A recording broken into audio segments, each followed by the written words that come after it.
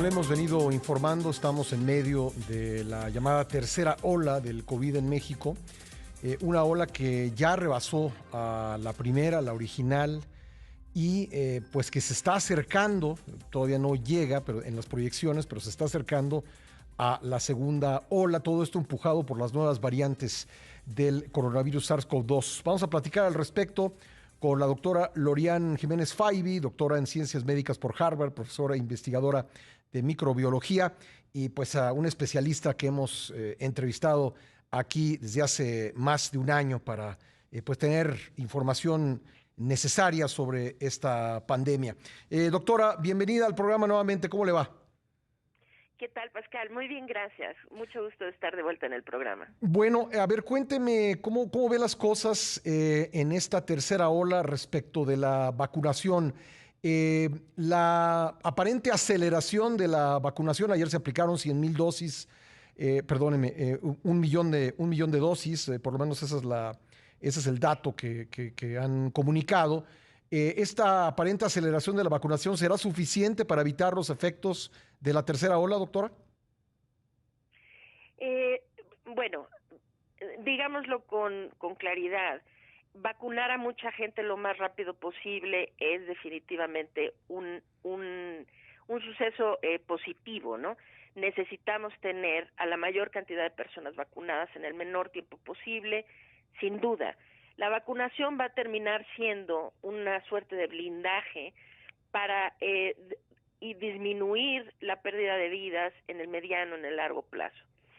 Pero en este momento, es decir, parece que la autoridad no termina de comprender que optar por la vacunación como estrategia para detener un repunte que ya tiene la magnitud del repunte que tenemos encima no es una estrategia adecuada. Es decir, con la vacunación no podemos detener, no se puede detener lo que ya tenemos encima.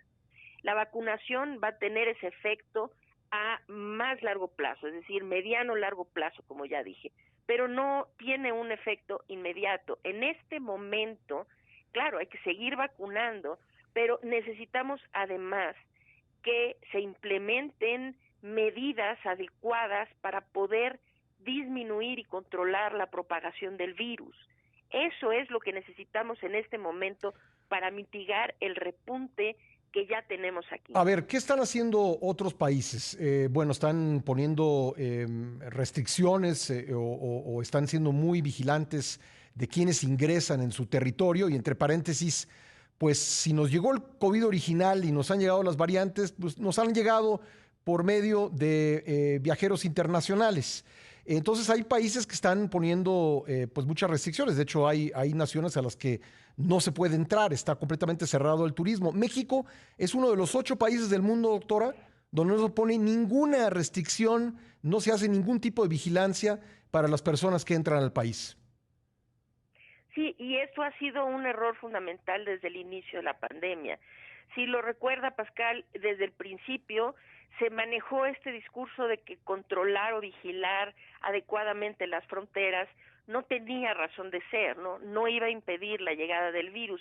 Si bien esto puede ser cierto, es decir, no había manera concretamente, porque incluso los países que cerraron más enérgicamente sus fronteras, nadie pudo impedir que llegara el virus, pero desde luego que han impedido de forma muy importante esta propagación desmedida que tenemos aquí, Sí, ¿no? déjeme hacer un Entonces, símil. Un buen portero en el fútbol evita muchos goles, un mal portero evita menos, y si no hay portero en la portería, pues entran todos, ¿no?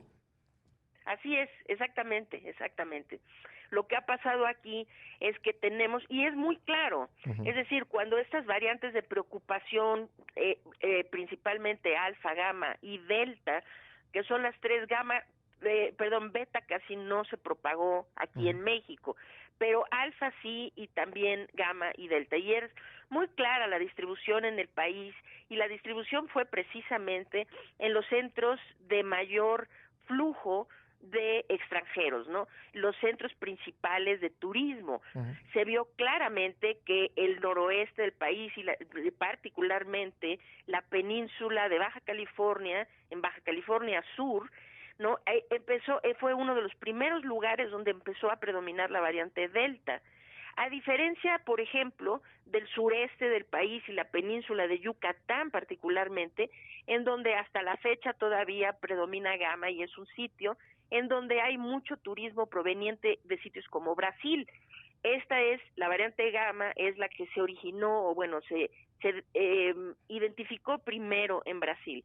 Y hasta ahorita es decir, que la distribución de las variantes se podría rastrear fácilmente al tipo de turismo o de migración que se tiene en esas partes del país.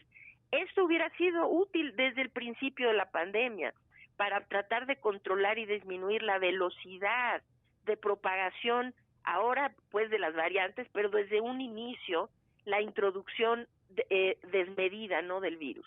Pues seguimos sin hacer un número suficiente de pruebas, lo dicen los expertos, seguimos sin hacer suficiente secuenciación genética y lo que me parece más increíble, doctora, sigue sin haber un mensaje contundente por parte del gobierno para el uso del cubrebocas. El uso del cubrebocas y de otras medidas, porque se sigue hablando mucho de lávese mucho las manos y se sigue se sigue impulsando el uso de medidas que hoy ya sabemos que no son adecuadas para disminuir la transmisión del virus, como el uso de estos tapetes sanitizantes, los arcos desinfectantes. En muchas partes hacen este espectáculo de mandar gente que parece que están fumigando a la gente o la calle. Y esas cosas cuestan mucho dinero, cuestan tiempo, cuestan esfuerzo y no reditúan absolutamente nada. El virus se transmite por el aire y todo el enfoque debe estar en eso. Entonces, la comunicación desde luego ha sido deficiente todo el tiempo, ¿no? Sí, pues nada más recordemos que desde la plataforma oficial, ¿no?, es donde se dijo que los cubrebocas no servían, ¿no?, para disminuir los contagios de COVID-19 y desde donde se ha estado impulsando tantas retóricas que han sido contraproducentes al esfuerzo de contención de la pandemia.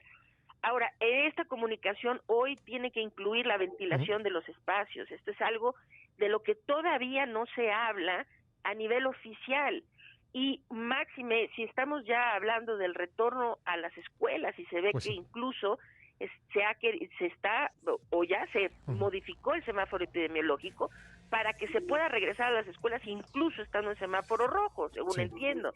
Entonces, si se va a hablar del regreso a las escuelas, a las aulas, tenemos que hablar claramente de la necesidad de ventilar los espacios cerrados, del uso del cubrebocas. Entonces, esa comunicación sigue siendo muy deficiente. Pues, doctora, vamos a seguir pendientes del tema y siempre en comunicación con usted, si nos lo permite. Muchísimas gracias. Al contrario, Pascal, un placer estar en su programa. Gracias a la doctora Lorian Jiménez Faibi. Vámonos a una pausa.